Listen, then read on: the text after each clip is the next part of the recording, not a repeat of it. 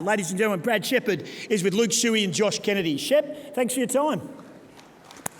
Good afternoon, Goss, and everybody at Crown. Sorry we can't be there this afternoon for strict AFL protocols, but it's great to see a big turnout. And to my left, we've got a couple of superstars from the club. We've got in Luke Shuey and Josh Kennedy.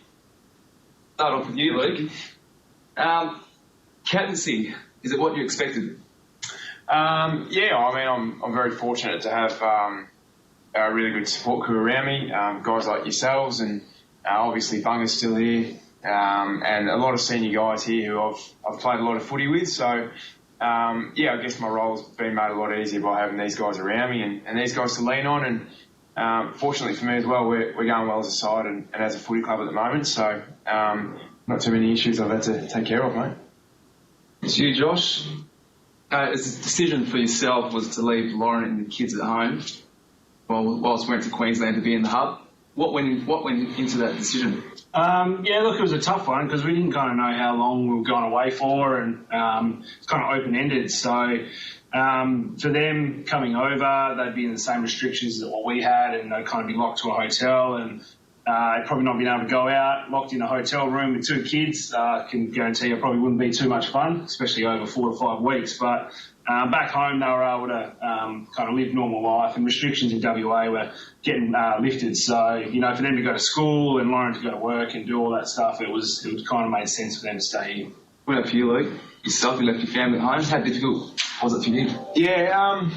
To be honest, mate, I left the decision up to my wife, Danielle. So, for me over there, we were always going to be pretty busy with training, games, and footy commitments, whereas the partners and kids were probably going to be locked in the hotel room for a lot of the day for the whole time up there. So it was her decision. Obviously, having to come home after the hub and quarantine for 2 weeks would have made her life hard as well. So she decided it was easier to stay here, and I was happy with that.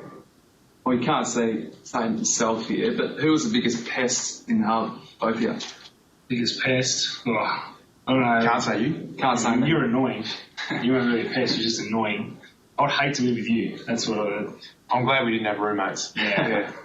Jack Redden was. Yeah, definitely Redden. And Luke, you mentioned before that you've been leaning on Shannon Hearn.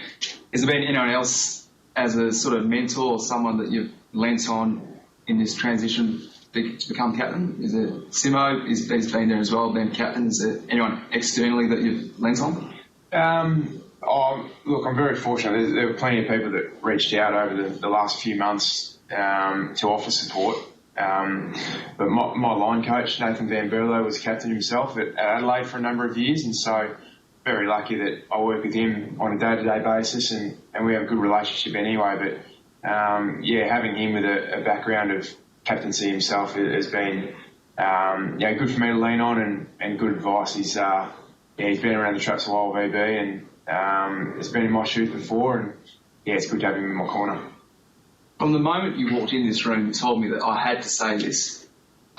From Monday, that goal where Nick pat it down to yourself, talk us through it. Is that a planned play? Is it just the spare of the moment? You're like, I've had a good last quarter here. I'm on fire. Give me the footy. What went into it? Well, no, to be honest, in terms of plan, it was pretty quick. Me and Nick get pulled out of training drills a fair bit, so him practicing his ruck work, I'm usually the one stuck with him to help him out with that. So we stuff around a bit of training. I'm actually not allowed in forward 50 stoppages. I'm a bit like a baby giraffe in traffic. So these guys don't let me in, but mate, Nick gave me the wink and just said, get down and get here. And when the big fella says to do that, you don't want to let him down, because it was the first opportunity I've had to be in a 450 stoppage. So I knew if I stuffed it up, I would never be asked again. So I was just lucky that, like Luke does, he makes Nick look good. I made Nick look good as well. Well, I was speaking to Lecker throughout the week, and he told me that he taught you everything to do in that stoppage. True or false?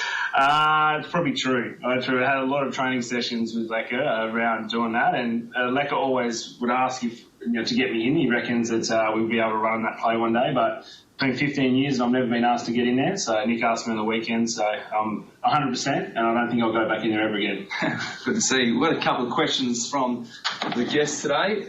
We've got from Richard here on table 1 for you, Luke. What is your pre-game meal? Is it the same every week?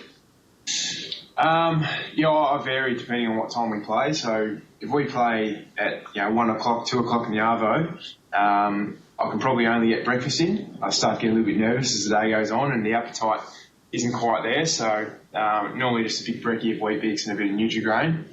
We're playing a night game. Yeah, maybe a lighter meal in the arvo, maybe some banana and honey on toast or something like that. But yeah, not a big eater on game day, mate.